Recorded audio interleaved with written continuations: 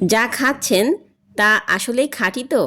আমি বেছে নিয়েছি এমন কিছু খাবার যেগুলো শুধু সুস্বাদু নয় বরং স্বাস্থ্যকরও।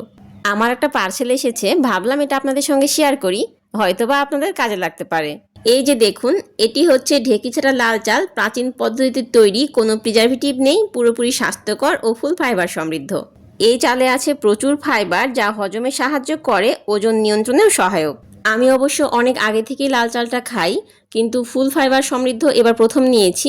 এর আগে আমি হাফ ফাইবারটা খেতাম, ওটা আমি গত 4 বছর ধরে খেয়ে আসছি। খুবই ভালো, আপনারাও চাইলে খেতে পারেন।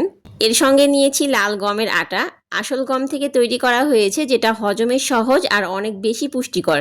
আমার কাছে তো মনে হয় বাজারে যে সাদা আটাটা পাওয়া যায় সেটার চেয়ে লাল গমের আটাটা খেতে অনেক বেশি মজা লাগে। এগুলো কোথা থেকে নিয়েছি এবং প্রাইস কত আপনারা যদি জানতে চান আমাকে কমেন্ট করতে পারেন, কমেন্টে আপনাদেরকে জানিয়ে দিব।